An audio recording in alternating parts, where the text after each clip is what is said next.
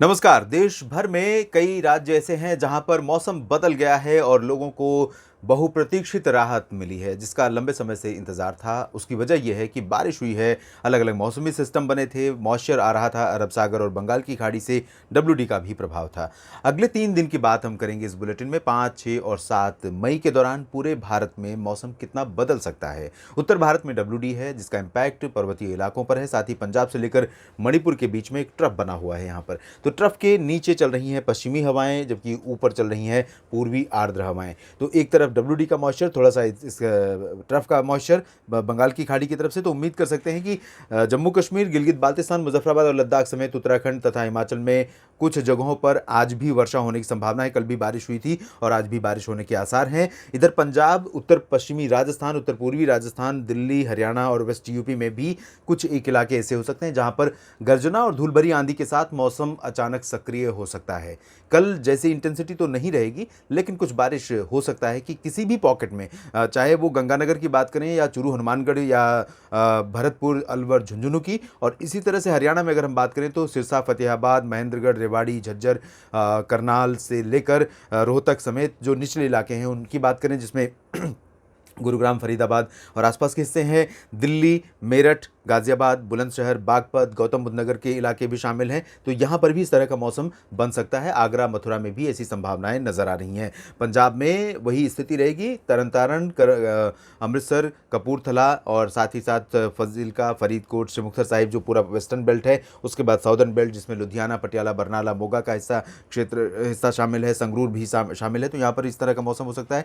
दक्षिणी राजस्थान में गुजरात, महाराष्ट्र, मध्य प्रदेश और उत्तर प्रदेश के दक्षिणी हिस्सों में, जिसमें आगरा के पूरब से लेकर प्रयागराज प्रयागराज के बीच में जो दक्षिणी हिस्सा है, मध्य प्रदेश से सटा हुआ, ग्वालियर, छतरपुर, सागर, सतना, पन्ना, इन सभी क्षेत्रों से सटा हुआ, इन सभी भागों में पूरा जो स्ट्रेच है, इन भागों में टेम्परेचर थोड़ा सा इंक्रीज करेगा। हालांकि आसपास में मॉइस्चर है, तो इसकी वजह से बहुत ज़्यादा तापमान बढ़ने की संभावना नहीं है और बहुत तेज़ हवाएं भी नहीं चल रही हैं पश्चिमी दिशा की। और जो पश्चिमी दिशा की हवाएं आ रही हैं वो भी पूरी तरह से ड्राई नहीं है अभी, क्योंकि हाल ही में पर्वतीय इलाकों में बारिश हुई है और मैदानी इलाकों में भी कुछ स्थानों पर बारिश हुई है। पाकिस्तान में वर्षा हुई है, पाकिस्तान की तरफ से हवाएं आ रही हैं, तो यहाँ पर बारिश का मौसम आज भी बना हुआ है। तो यहाँ पर जो नमी आएगी, इसकी वजह से टेम्परेचर बहुत ज़्यादा ऊपर नहीं रहेगा। 42-43 डिग्री मैक्सिमम हो सकता है, उससे नीचे ही रहने की संभावना है। तो ओवरऑल कह सकते हैं कि पहले की तुलना में काफ़ी कंफर्टेबल वेदर रहेगा। 3-4 डिग्री कम मतलब कंफर्टेबल ही है जी।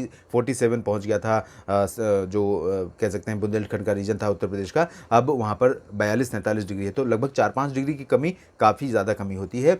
इधर पूर्वी उत्तर प्रदेश के तराई क्षेत्रों में, बिहार, झारखंड, पश्चिम बंगाल के क्षेत्रों में बारिश होने की संभावना है। पूर्वोत्तर राज्यों में काफ़ी बारिश हो रही है और होती रहेगी, और ओडिशा में भी काफ़ी ज़्यादा वर्षा होने के संकेत हैं। छत्तीसगढ़ में भी कुछ स्थानों पर, पूर्वी मध्य प्रदेश में आइसोलेटेड प्लेसेस पर बादल आ सकते हैं और गर्जना के साथ वर्षा हो सकती है, जैसी कल हुई। छतरपुर से लेकर सिंगरौली के बीच में जो पैच बना हुआ था, उस पैच में शाम के समय यहाँ पर बारिश रिकॉर्ड की गई कुछ जगहों पर। और अब आंध्र प्रदेश में भी बारिश की संभावना है। तेलंगाना में भी कुछ स्थानों पर वर्षा हो सकती है। तमिलनाडु, केरल में और कर्नाटक के जो आंतरिक इलाके हैं, साउथ इंटीरियर कर्नाटका है, इन भागों में कई स्थानों पर वर्षा होने के संकेत दिखाई दे रहे हैं। आज की स्थिति है।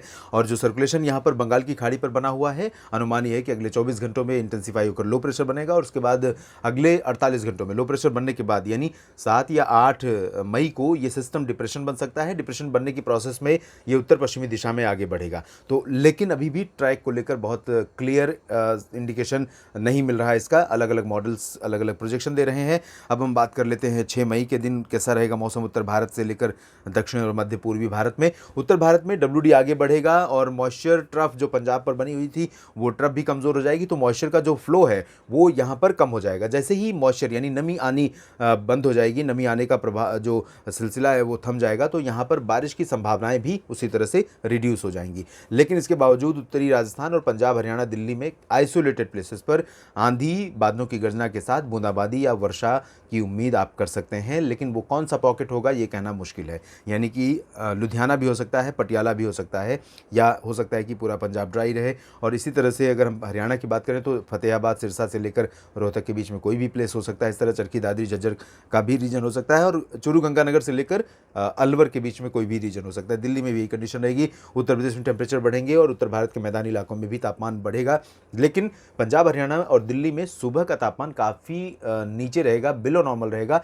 वजह यह है कि उत्तरी दिशा की हवाएं आ रही हैं, जहां पर अभी हाल ही में बर्फबारी हुई कश्मीर, हिमाचल प्रदेश और आसपास के भागों में, और अभी भी जारी है। तो यहाँ से हवाएं जब पहुँचेंगी तो 6 मई को भी सुबह बहुत ही खूबसूरत, बहुत ही सुहावनी होगी, क्योंकि यहाँ पर टेम्परेचर नॉर्मल से नीचे रहेगा। उत्तर प्रदेश के पश्चिमी भागों में भी यही स्थिति रहेगी, सेंट्रल पार्ट्स में भी यही स्थिति।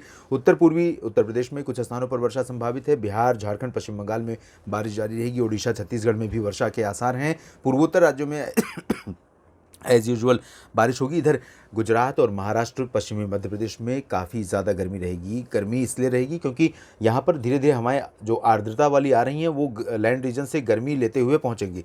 तो यहाँ महाराष्ट्र में जब पहुँचेंगी तो मराठवाड़ा, विदर्भ के उत्तरी इलाके और मध्य महाराष्ट्र के तमाम हिस्से, कोंकण, गोवा, इन सभी जगहों पर टेम्परेचर बढ़ जाएंगे। हवाओं की स्पीड काफ़ी ज़्यादा होगी। सी ब्रीज से ज़्यादा इम्पैक्ट लैंड ब्रीज का रहेगा, जो कि ड्राई और हॉट होंगी। तो टेम्परेचर कोस्टल पार्ट्स में भी, पालघर से लेकर रत्नागिरी और सिंधुदुर्ग के बीच में भी बढ़ेगा। गोवा में बारिश होने की संभावना बन रही है। तेलंगाना और आंध्र प्रदेश में बारिश होने के आसार हैं, रायलसीमा समेत, और दक्षिण आंतरिक कर्नाटक, केरल में कई जगहों पर वर्षा हो सकती है। अंडमान और निकोबार द्वीप समूह में बारिश की गतिविधियां काफ़ी ज़्यादा बढ़ जाएंगी। वजह सर्कुलेशन का लो प्रेशर बनना है। और अगर हम बात कर लेते हैं 7 मई की, तो यहाँ पर उत्तर भारत में मेनली ड्राई वेदर रहेगा। टेम्परेचर पूरे रीजन में बढ़ेगा।